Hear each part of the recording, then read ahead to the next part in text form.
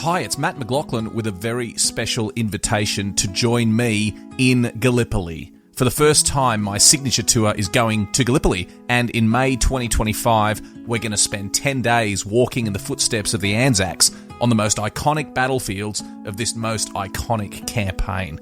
And joining me on this epic adventure is the one and only Peter Hart. You've read the books, you've listened to the podcasts, now walk the ground with Peter and me. Now, this is a one-off tour. It's the only tour I'll be personally escorting in 2025, and having Peter Hart with me just makes it all the more special. I have no idea if we will ever run this tour again, so don't miss the chance to join us in Istanbul on the 21st of May, 2025. Visit battlefields.com.au for full details, and I look forward to seeing you in Gallipoli. When it comes to weight loss, no two people are the same. That's why Noom builds personalized plans based on your unique psychology and biology. Take Brittany. After years of unsustainable diets, Noom helped her lose 20 pounds and keep it off. I was definitely in a yo-yo cycle for years of just losing weight, gaining weight, and it was exhausting. And Stephanie. She's a former D1 athlete who knew she couldn't out-train her diet, and she lost 38 pounds. My relationship to food before Noom was never consistent. And Evan, he can't stand salads, but he still lost 50 pounds with Noom. I never really was a salad guy. That's just not who I am. Even through the pickiness, Noom taught me that building better habits builds a healthier lifestyle. I'm not doing this to get to a number. I'm doing this to feel better. Get your personalized plan today at Noom.com. Real Noom users compensated to provide their story. In 4 weeks, the typical Noom user can expect to lose 1 to 2 pounds per week. Individual results may vary. Hello, it's Mat McLachlan, and welcome to a brand new season of Living History. That's right, we're back. We've got some really exciting things coming up for you this year. But in the meantime, while we're putting those in place, I thought we'd revisit some of our most popular episodes from previous years. We've done hundreds of episodes of the podcast. We've done some pretty special episodes previously that you might have missed. So for the next week or two in the warm-up before we release the new episodes, I thought I'd share with you some of my favourite episodes from previous seasons. So please enjoy this episode of Living History, and I'll see you with the new episodes very, very soon. A Living History production. This is the Living History Podcast, broadcasting live across the airwaves.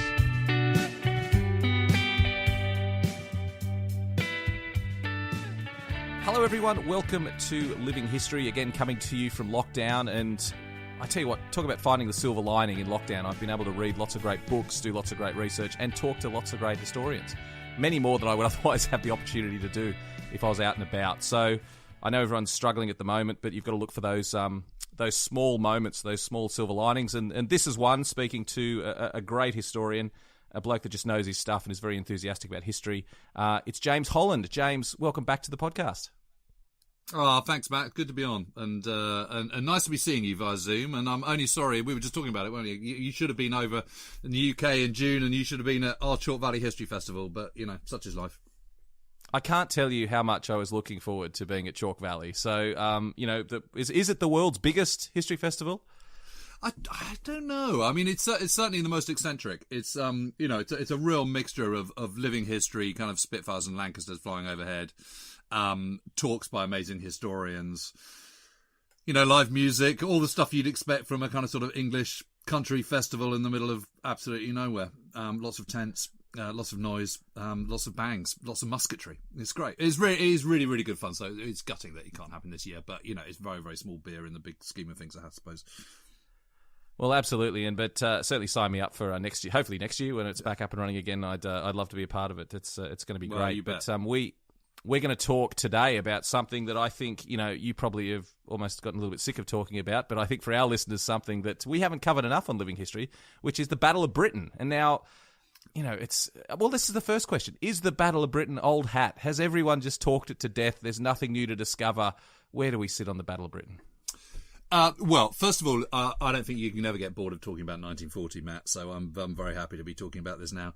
Well, it's an interesting one. So much about the Battle of Britain is sort of rooted in mythology. The few, Spitfires and Hurricanes. As you know, they always say that, you know, the Spitfires and Hurricanes were the last line of defence against Nazi Germany, the hordes and all the rest of it. And actually, they weren't. They were the first line of defence, not the last line of defence. There was loads of other stuff, sort of, you know, the world's largest navy, for example, was sort of in between that and a German invasion. There was also, by August 1940, there was sort of, you know, 2.5 million men in uniform. Now, they weren't all kind of, I don't know if you get Dad's Army over in Australia, but you know, they weren't all kind of septuagenarians and doddering and kind of amateur. You know, some of them were pretty good. You know, particularly farmers who knew the lay of the land and all the rest of it. You know, you give them a rifle, they're pretty handy. So, there's just so much sort of myth about it, you know, and whenever you see it, you know, it's always sort of cerulean skies, sort of white fluffy clouds, of white cliffs of Dover, a down Messerschmitt, you know, Vic of Spitfires flying over. And I think we've sort of come a bit mawkish about it as well, you know, about how, I mean, rightly we venerate the veterans, but you know, you've got to sort of put it in its right context. And I think, you know, this sort of David against Goliath, Little Britain against the sort of, you know, the mighty Nazi Moloch, you know, all that just needs kicking in the touch. You know, it really does. I mean, you know, one side was completely prepared for the Battle of Britain, fought it on its own terms, and fought very well with superior aircraft production, superior intelligence, superior tactics. And the other side was pretty clueless, didn't know really what it was doing, had absolutely woeful intelligence, aircraft production that was just falling through the floor, and lost hands down. And the first one is Britain and the second one is Germany. Talk to me about aircraft production, because I heard you in a recent interview giving some statistics about this, which just absolutely blew me away about... I mean, obviously during the Second World War, the industrial capabilities of the combatants was always going to be key. But just run us through some of those statistics again about aircraft production, because it paints such a clear picture of how dominant Britain was always going to be in that battle. Well, so in the run-up to the Second World War, the Germany is consistently producing more aircraft than anybody else. Because it's just getting prepared for it. And Britain is a bit slow to catch up. And really interestingly, it's Neville Chamberlain, when he's Chancellor of Exchequer, who resists the calls from the army and says, no, what we need to prioritise is the Navy and the Air Force. And what we need to do is use steel, not flesh, in any future conflict, i.e. use mechanisation, global reach, industrialisation, mechanised vehicles, aircraft, ships, whatever, to do the hard yards instead of kind of sending lots of young men to the cold face of war and having another slaughter like we had in 1914-18. So that is a clear British strategy. And he's quite right. And then obviously when he takes over as Prime Minister in I think 1937 or whatever it is, you know, he sticks to his guns on this. You know, we must build up the Air Force. But even so, it's a bit late compared to Nazi Germany. Which is why in the first year of the war, Germany has more aircraft than Britain does. But by the beginning of 1940, a lot of the things that have been put in place, shadow factories, for example. So something like the Supermarine Spitfire, that's made by Supermarine. Now, although that's owned by Vickers Armstrong, which is a much bigger enterprise and a really massive armaments producer, Supermarine itself is really small.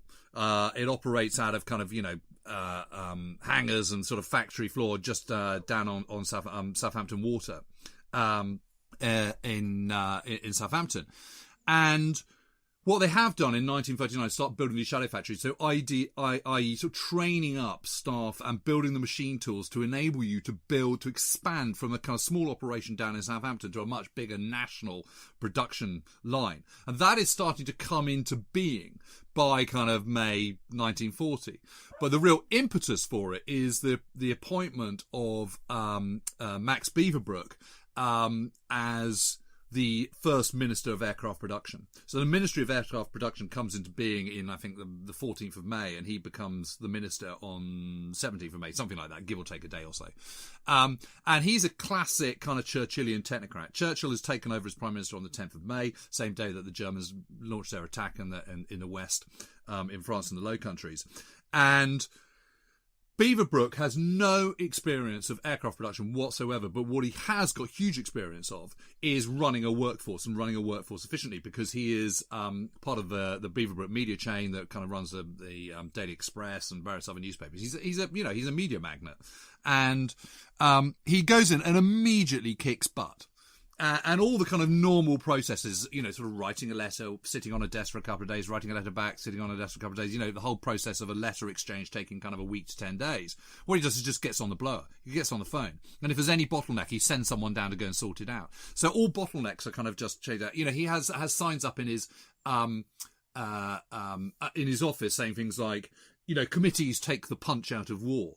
He's an absolute doer. He has no kind of care for his workers, so they're all working sort of 24/7, 365.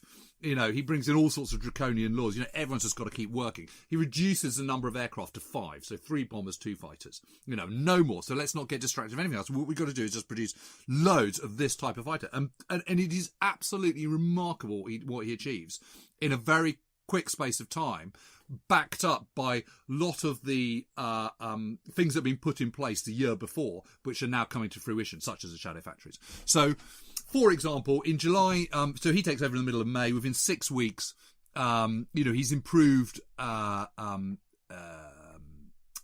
production by about 68%. And he's improved production of engines, and not noticeably the Rolls-Royce Merlin, by something like 168% or 182%. It's some sort of gargantuanly high figure. And in July 1940, we produced 496 single-engine fighter aircraft, whereas Germany is producing 240, which is less than 50%. And that is the best ratio that the Germans are able to achieve in the whole of 1940. So it is a big change. And what you've got is this very interesting graph during the Battle of Britain, where we by the 10th of July 1940, we've got something like about 640 aircraft available that morning. By October the 31st, we've got something like 780 single-engine aircraft available. So, i.e., the graph has just steadily gone up over the summer, despite the losses. Whereas German single-engine fighter has started at about 740 available on the 10th of July and has gone down to around 200 by the 31st of October. Which is just pitiful. I mean, they're absolutely on their knees at Luftwaffe by then. And it's also, and it's also, Matt, sorry, one thing I should just say is it's also not just brand new aircraft, it's also repaired aircraft. So he completely overhauls the civilian repair organisations, the CRO, and gives it different kind of classifications. So, an aircraft, when it's damaged, can it be damaged in 24 hours or 36 hours or 48 hours on site at the airfield? Does it need to be taken away? If it is taken away, can it be put back in the air in a couple of weeks? Or does it need to be kind of stripped down for spares? And all that process is done incredibly quickly. So all the spare parts, he basically half inches from the Air Ministry and puts over to the Ministry of Aircraft Production, locks all the doors, puts combination locks on them that no one else can know apart from people in the Ministry of Aircraft Production, and just completely runs and controls the whole thing like a czar, And it's just incredibly successful. And 30% of casualties in the Battle of Britain on both sides are accidents. So being able to kind of repair crashes and battle damage and just accidents as well is an incredibly important part of it. And of course the Germans, they're operating in northwest France, a long way from their supply base, which is back in Germany. So that works massively against them. And even if their aircraft production was higher, they've still got to get them to the Pas-de-Calais or to Normandy or wherever the fighter aircraft airfields are. And to be perfectly honest, really it's about fighter production rather than bomber production at this stage. That's key. James, the way you describe that, the thing about the Battle of Britain is it's always portrayed as a near-run thing. The British hanging on by the skin of their teeth. They only just scraped through. The Germans were right on the cusp of an invasion. The way you're describing it doesn't sound like the Germans ever had much of a look in the Battle of Britain. Is that a fair assessment? Totally fair assessment, yeah. I mean, just not a chance. Not a chance. And I'll take this in 2 stages, if I may, Matt. So one of the reasons why there's this persistent myth is because by the 3rd and 4th week of August, Dowding, who was the Commander-in-Chief of Fighter Command, and Keith Park, who is the Commander-in-Chief of 11 Group, which is so Britain is divided into groups within Fighter Command, so basically kind of geographical chunks of the country. And 11 Group is London, the southeast of England. So that's obviously the bit that's facing the worst of the German onslaught. And they think that they are now down in front, Park's frontline squadrons by the end of August, beginning of September, are down to about 75% pilot strength. Now, they think that is really dangerously low. One of the reasons they think it's dangerous with the O is because they think that German Staffeln, which is the equivalent of a squadron, is based on the same principle as a British squadron, when in actual fact it isn't. So in a British squadron, you would have 22 to 24 pilots to service 20 to 22 aircraft, and you would never have more than 12 in the air at any one time. So in other words, you've got a very, very tidy cushion of approximately 50%, but certainly kind of 40% cushion. Whereas a German Staffeln has a maximum capability, a maximum number of 12, and very often is operational with 9 or 10. So their 75% strength is, 8 or 9 pilots, whereas a British squadron's 75% strength is 16 to 18. So you've still got a cushion for 12. And the big point is that Dowding at the end of the First World War went back and became a trainer of men. He was commanding of a squadron in northern France before he did that, and he was very into kind of pilot care. He felt that pilot care was absolutely key to making sure that morale stayed high, that your efficiency stayed high, and all the rest of it. So that's why he's introduced this cushion on squadrons. It's part of his kind of general day-to-day care. Whereas, of course, the Nazis don't give a toss about that kind of stuff. That's just not part. You're a Nazi. You're part of a militaristic, totalitarian state. So of course you don't worry about sort of pathetic things like having to have a good rest or anything. So it's just not part of their thinking in the same way that it is the RAF. So, actual fact, compared to the Germans, they're actually doing okay. And one of the things that's really interesting is because aircraft production is so bad for the Germans, their fighter squadrons, by the beginning of September, they're having days where they've only got 3 aircraft or 1 aircraft or no aircraft or 5 aircraft. In other words, they're below 50% of their strength. And that's when you consider their top strength is 12. So they're really below. And what that means is if you're a squadron commander in the Luftwaffe, a Staffel commander, what you're not going to do is let some greenhorn off with your precious Messerschmitt, which means that what's happening is German fighter pilots are just flying more and more and more and more, and they're becoming absolutely mentally and physically shot. Whereas British pilots, the whole point is to try and sort of nurse them and make sure they've got enough rest and all the rest of it. On the 7th of September 1940, which is a Saturday, which is when the Blitz starts, incidentally, what is really interesting is that Park that morning has a meeting with Dowding and Sholto Douglas and various other bigwigs and says, I've got this idea about pilot shortage, because one of the problems is this, again, there's this ongoing myth that, people were coming out of training and they only had 10 hours. Well, first of all, no one was flying with 10 hours. Okay, you have about 150 to 170. But what they mean is they only had 10 hours on type, i.e. a Spitfire or Hurricane. The numbers of pilots that were coming out of their operational training units with that little amount of flying was tiny. And the number of pilots who were then sent straight into the sky into combat with the Germans, you could literally count on one hand. So again, that's another myth that just absolutely needs to be kicked into. When it comes to weight loss, no two people are the same. That's why Noom builds personalized plans based on your unique psychology and biology. Take Brittany. After years of unsustainable diets, Noom helped her lose 20 pounds and keep it off. I was definitely in a yo-yo cycle for years of just losing weight, gaining weight, and it was exhausting. And Stephanie. She's a former D1 athlete who knew she couldn't outtrain her diet, and she lost 38 pounds. My relationship to food before Noom was never consistent. And Evan, he can't stand salads, but he still lost 50 pounds with Noom. I never really was a salad guy. That's just not who I am. Even through the pickiness, Noom taught me that building better habits builds a healthier lifestyle. I'm not doing this to get to a number. I'm doing this to feel better. Get your personalized plan today at Noom.com. Real Noom users compensated to provide their story. In 4 weeks, the typical Noom user can expect to lose 1 to 2 pounds per week. Individual results may vary. Jewelry isn't a gift you give just once. It's a way to remind your loved one of a beautiful moment every time they see it. Blue Nile can help you find the gift that says how you feel and says it beautifully, with expert guidance and a wide assortment of jewelry of the highest quality at the best price. Go to BlueNile.com and experience the convenience of shopping Blue Nile, the original online jeweler since 1999. That's BlueNile.com to find the perfect jewelry gift for any occasion. BlueNile.com. Because no squadron leader is going to send a new Greenhorn with 10 hours on a Hurricane or a Spitfire into battle, because they're going to do more harm than good. It just makes no sense whatsoever. So what Park comes up with is this squadron classification. So an A squadron is a squadron that has fully 100% experienced pilots. A C squadron is one that has mostly Greenhorns and maybe 4 or 5 experienced pilots. And a B squadron is one that's kind of sort of 50-50.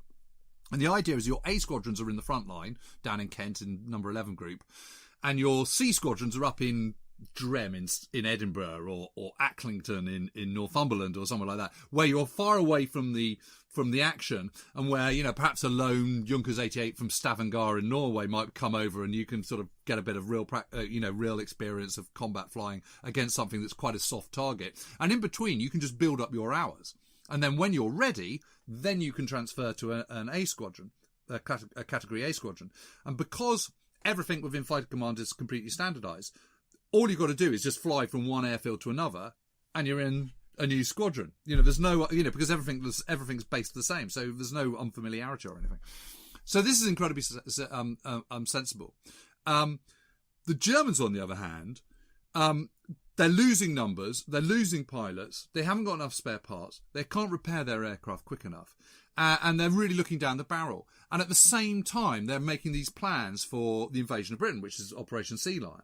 And the whole thing is just completely cockeyed, because Hitler never intends to do an invasion, because he thinks that Britain is going to sue for peace. And this is because Hitler has absolutely no geopolitical understanding whatsoever.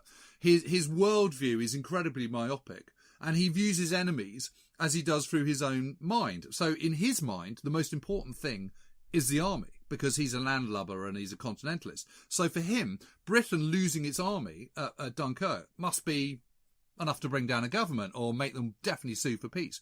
Not realising, of course, that Britain has had a very small army, and the reason the Royal Navy is called the senior service is because it's a senior service, because that's the key to Britain's empire and global trade and successes over the previous, 200 years. And so he just doesn't see it in that light. And then he's very sensibly got the Oberkommando der Wehrmacht, which is a combined services general staff. But he doesn't use it as that. He uses it as his mouthpiece. So what you get is, in the beginning of July, after his triumphant return to Berlin and, 250,000 people out there cheering and waving swastikas and all the rest of it, he then retreats to the Berghof in the mountains in Bavaria, which is incredibly unhelpful because it's quite difficult to get to. And it's a bit like sort of Churchill sort of retreating to Scotland or something in kind of July 1940. I mean, just really, really unhelpful.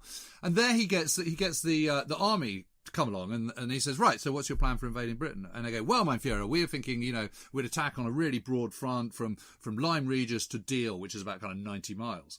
And then he goes, okay, fine, well, you go off and plan that. And then he says to the Navy, well, what's your plan then? And they go, well, mein Führer, we're thinking we should attack on a really narrow front of maybe kind of a couple of miles at Deal. And he goes, well, off you go then.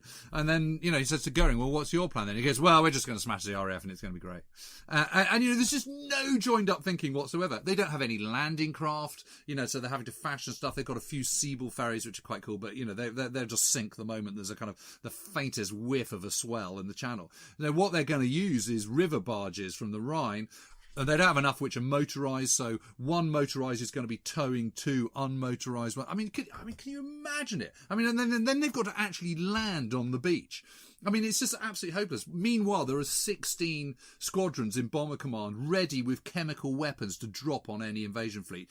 And you've got the world's largest navy waiting for them, all based around the southeast of England.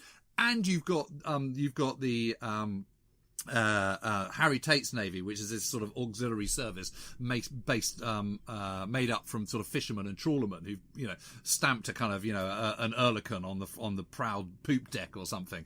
And, they're mine laying and mine sweeping and keeping a watch for the invasion.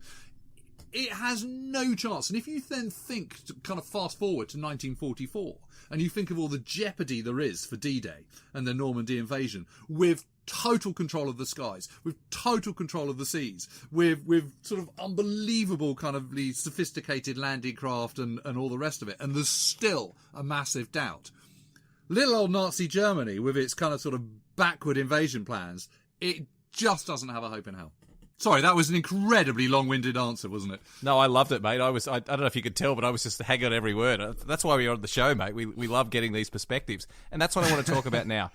There is a perception, if we talk about perceptions of the Second World War, the perception that everyone has, I won't say everyone, but lots of people have, is that Germany was militaristically ahead of everyone else. They were the dominant fighters, and the strategy and the way they conquered Western Europe and the unstoppable Nazis.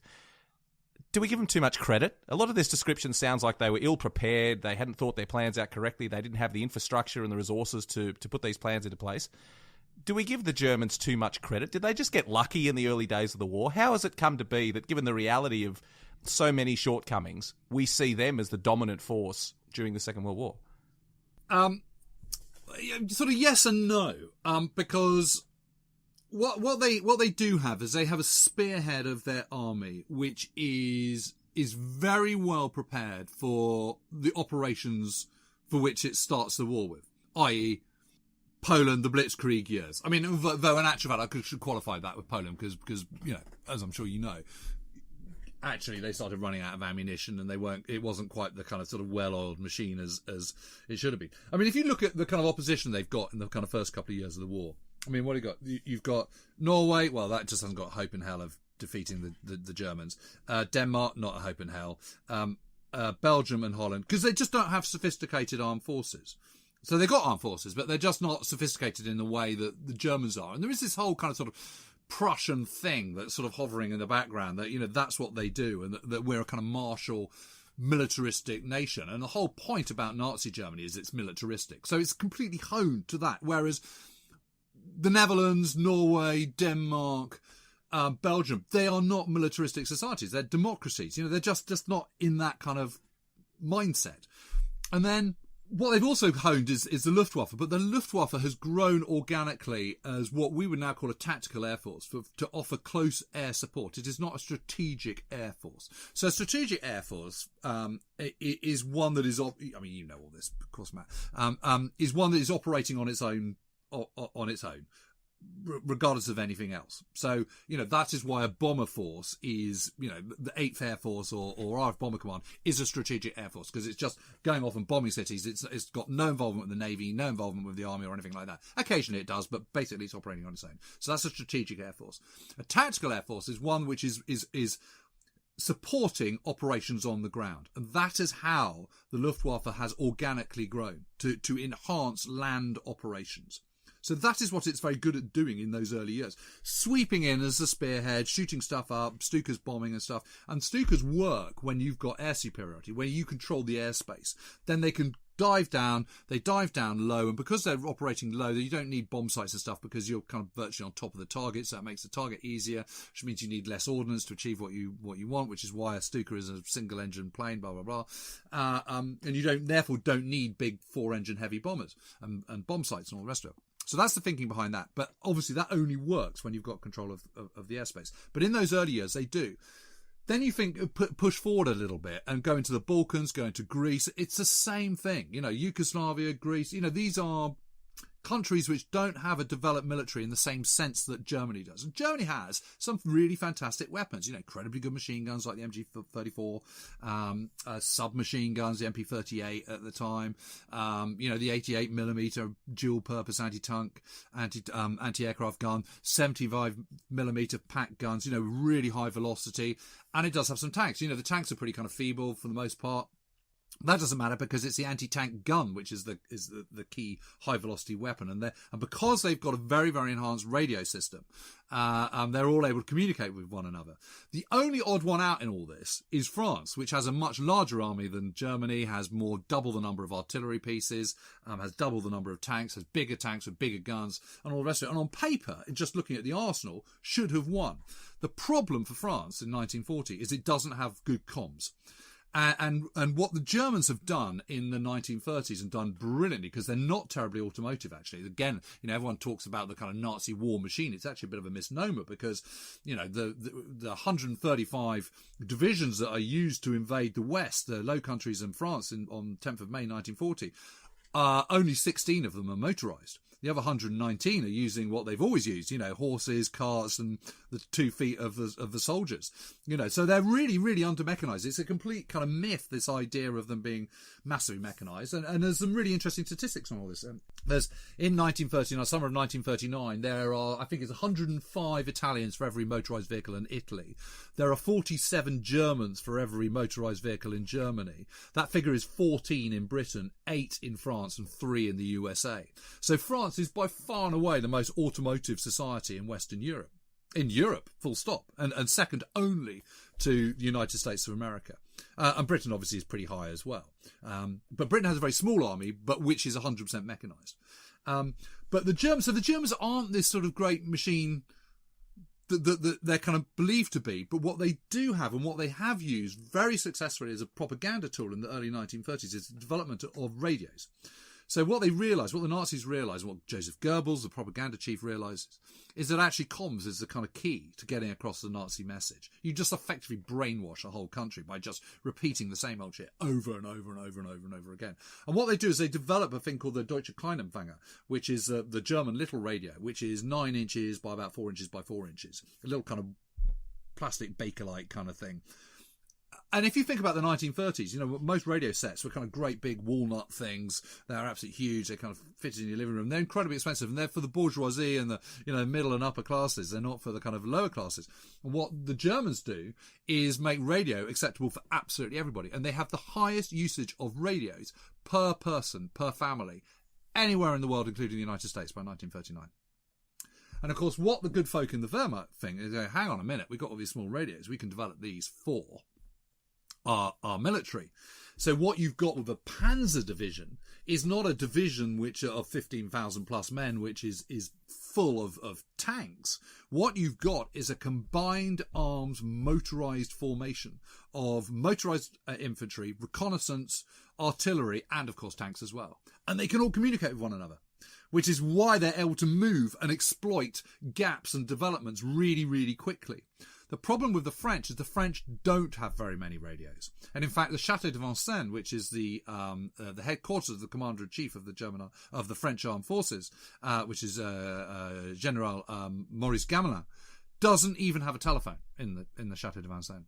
But they are completely dependent on telephone lines, which of course have been shot to pieces by Stukas and by war damage and all the rest of it. And so the flip side of that, so if you can't communicate by telephone, what do? Well, you send out a dispatch rider. But the roads are now clogged with refugees. So what do? You send off and because they've got this incredibly top-heavy command structure, so they've got armed forces, army groups, armies, corps, divisions, regiments, brigades rather, battalions, etc., etc., etc. Every single one of those. So say at the top of the chain, at the army group level, you want to move several divisions, a corps forward to meet a German threat. You've got to go from your army group to your army, to your corps, to your divisions, to your individual units. That's all got to happen very quickly. If it doesn't happen quickly, it ain't going to happen at all. And the problem they have is the message comes from army group, gets sent at 6 o'clock in the morning but the telephone's cut, so they then have to send a dispatch rider. But he hasn't come back by 12. Because he's fallen off or he's met a sort of, log jam of refugees or whatever. So they send out another one at midday. He comes back by 9, by which time the whole situation's completely changed. And this is happening at every level of the process. So this inability to communicate with each other, what that means is this much advanced French military simply can't move. Whereas the Germans just go, and whiz around all over the place because they can all talk to each other. So the success in 1940 is 50% German brilliance and 50% French lack of comms and ineptitude. And that is why France comes. But everyone else, they're not particularly, to a half-decent military outfit. None of that opposition should have been much of an issue. And so it proves. So are the Germans any good?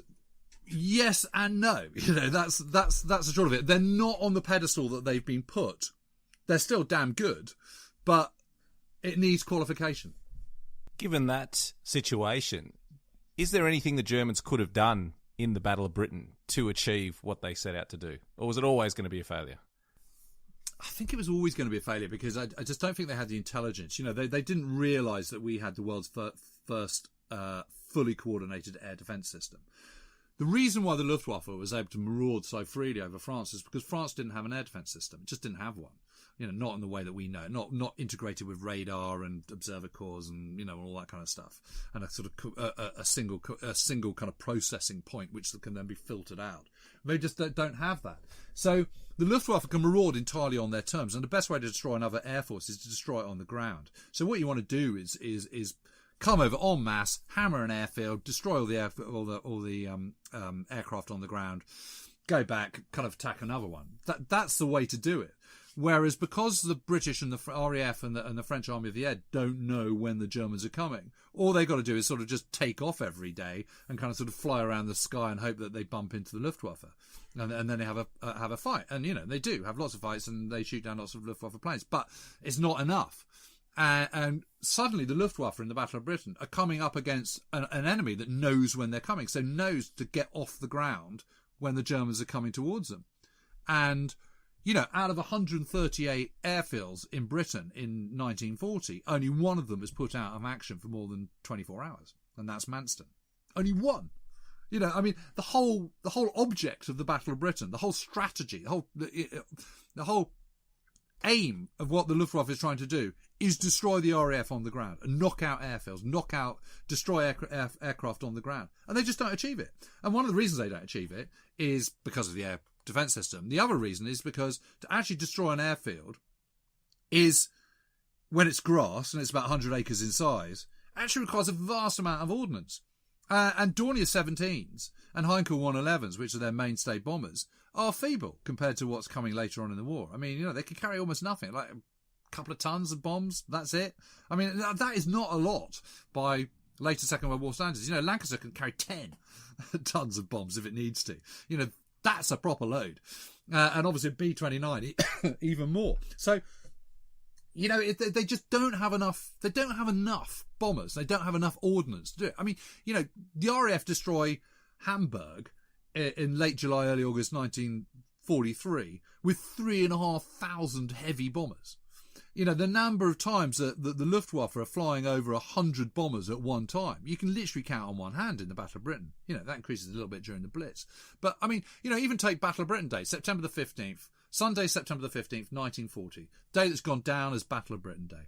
The biggest raid on that day peaks at around 3 o'clock in the afternoon in southeast London. And that is 100 bombers, 200 escorts. Ranged against them are 335 Spitfires and Hurricanes. So obviously, if you are one of 12 in a squadron and you're attacking 300, you feel massively outnumbered. But if you're a historian and you're looking at this and you're standing back a little bit, you look at that and you go, 300 Luftwaffe aircraft being attacking 335 defenders, no chance, because everyone knows the rule of thumb is kind of 3-to-1 advantage, numerical advantage when you attack, and they're just not achieving that. There's this kind of famous bit where Churchill goes down to the bunker at Uxbridge, where Keith Park is, commander of 11 Group. And because of the air ventilation system, he can't have his cigar lit, so he's got a sort of unlit cigar stuck in his jaw, and he goes, "Where are all the reserves?" And Park turns to him and says, "There are none." And it's always, when it's always recounted in this kind of sort of, dun dun dun, kind of sort of, big moment of, the fate of the world rests on the shoulder of these 335 Spitfires and Hurricanes. But our interpretation of that is entirely mythological. I mean, he might have gone, "Oh, there's none." But actually, there's no, because I've decided to put them all up at once because I think that's the most effective use of them. But obviously, 13 Group and 12 Group and 10 Group, they've got loads left. So, don't worry about it. But he doesn't, that's not how it's reported.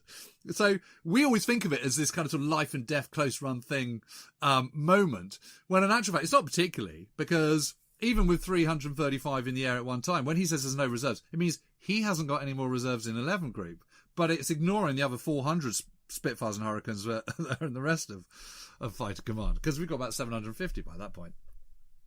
Well, it's a good point, James, how we remember the Battle of Britain. And I thought of this week because it's been Anzac Day here, and I did a huge number of interviews and talking all about why Anzac Day is so important to Australia and Gallipoli and the fact that it was this defeat, yet we still take so much out of it.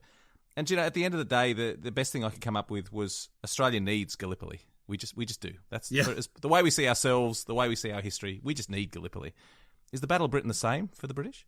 Yeah, I think it is. I think just Second World War generally. I mean, if you think about, the British Empire there was a lot of good things that came out of the British Empire, but there's a lot of really bad things as well. And obviously, experience of the British Empire was different. I mean, if you're in Nigeria, you wouldn't say there was anything good about it at all. I mean, there's quite a few things that came out of it. If you're Indian, I suppose, legal system, schools, railways, blah blah blah blah blah, unification of a nation, etc. etc. But generally speaking, empire's not great.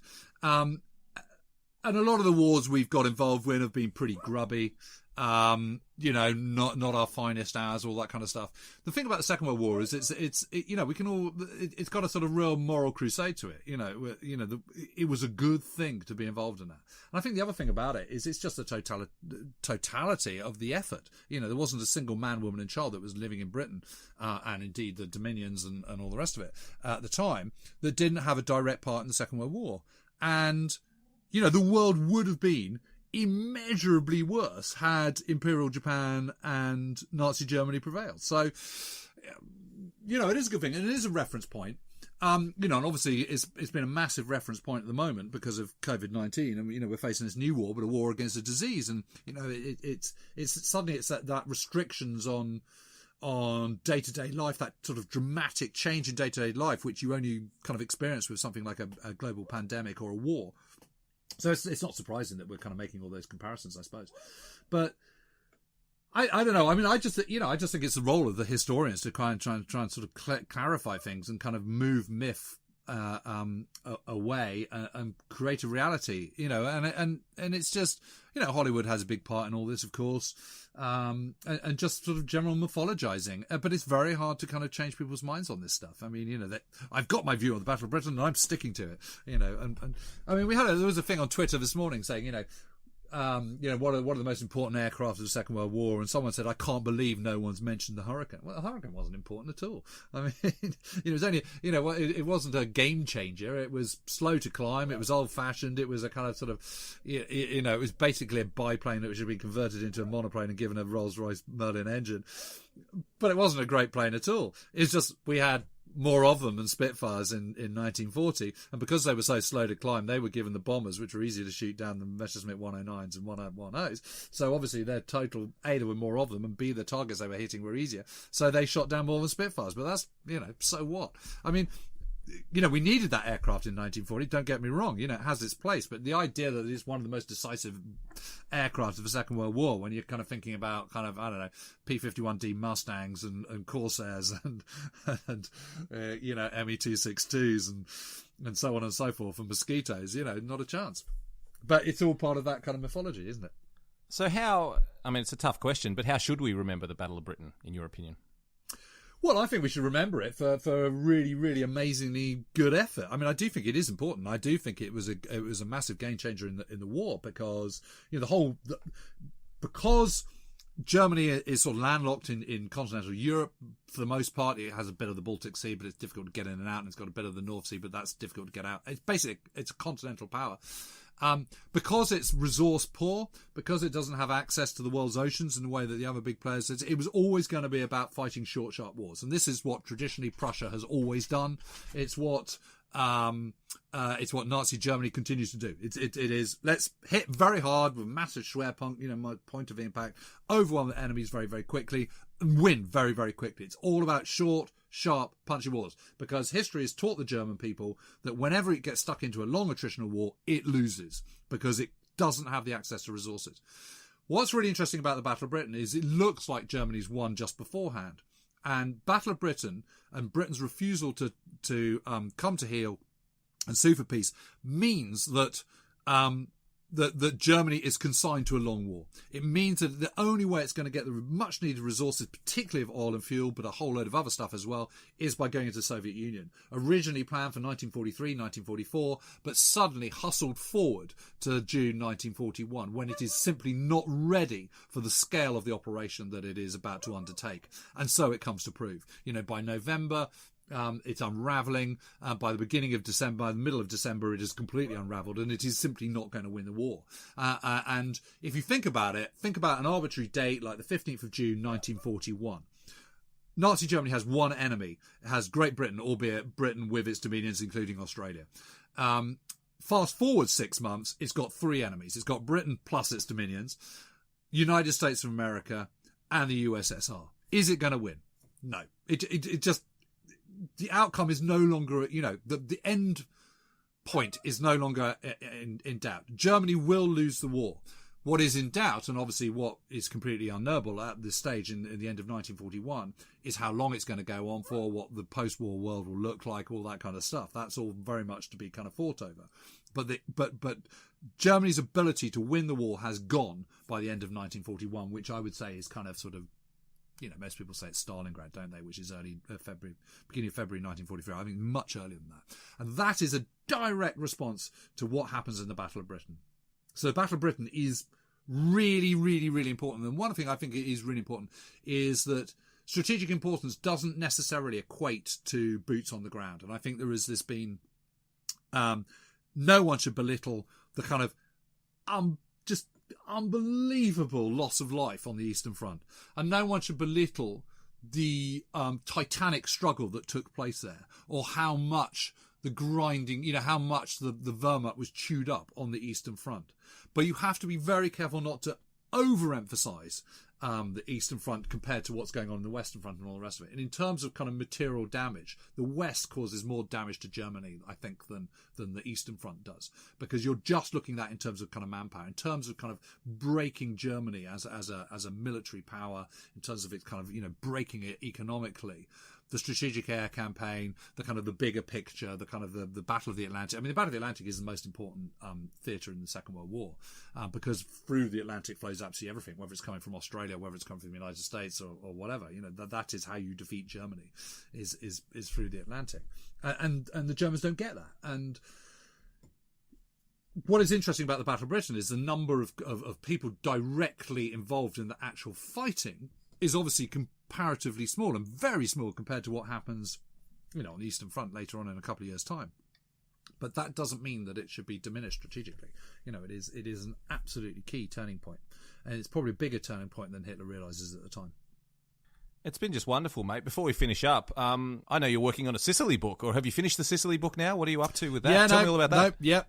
Yep. Sicily's done. I'm literally just sort of, doing appendices and that kind of stuff at the moment. So that's pretty much put to bed, thank goodness. And what a fascinating project that's been, because it's just been hardly anything written about it. I mean, the last major account of the Sicilian campaign was, in its own right, was probably Carlo d'Este and his book, which is called Bitter Victory. Which came out in 1988, so it's kind of over 30 years ago. It's a hell of a long time ago, really. So it's been fascinating to do it, and it probably won't surprise you to I have a slightly different take from him. I kind of think of him as a bit of a declinist. He's kind of pretty down on the Allied war effort. Okay, so the big thing about that, I'll just tell you this very quickly. It's really interesting. It's like, so the big downer on the Sicilian campaign is that so many Germans got away. Okay, but again, all this kind of stuff. So something like 39,500 Germans got away in total from Sicily, which I'm sort of thinking, compared to the kind of 43,000 British soldiers that got away from Greece, that doesn't sound like a huge amount to me. And of those, only 25,000 are frontline troops which go away from which get away from the actual evacuation operation, which is called Operation Lehrgang, in the kind of from the 11th to the 16th of August 1943, which is less than 2 divisions. So it's not that much. And I don't know why the kind of, Allied historians, Anglophone historians are sort of beating themselves up about this, because, that's going to make absolutely no difference to the subsequent Italian campaign at all. It's just not enough to kind of make that kind of difference, particularly when you consider how many German divisions are being poured into Italy, ready for an Allied invasion. So it's just not the big game changer at all. And the second thing about it is, if you look at evacuations in the Second World War, nearly all of them are successful. Starting with Dunkirk and ending with Operation Hannibal, which is the evacuation of over 2 million Germans in kind of basically ships that don't work, from East Prussia, Königsberg and all around there, and kind of the Danzig corridor and all that kind of stuff. 2 million Germans right at the end of the war with the kind of, the Red Army breathing down. They still managed to get 2 million out. So it kind of proves that most evacuations are incredibly successful. So I just, I think, you wander around, I don't know if you've ever been to Sicily, Matt, but if you ever go there, I have. You look at that. I've been there, it's great. Yeah, isn't it? And you look at that and you just think, 38 days to capture this place, bloody good effort. Well, it's great. Is the book out now? When's the book going to be out? I mean, I suppose COVID is getting in the way. Yeah, no, September 8th. Assuming that people are able to buy books again then. Well, we'll look out for that one, and great topic for the next podcast, mate. But as always, James, it's a real pleasure to have you on the show, and just thank you for giving us our time, because I just love the new insights and we've always got to ask new questions, and I don't think enough of us do that. So it's always fantastic to have you on the show to talk about these things. Great. Well, thanks for having me on, Matt. Thanks for listening. Don't forget to subscribe and leave a review for the podcast, and visit livinghistorytv.com for more great history content.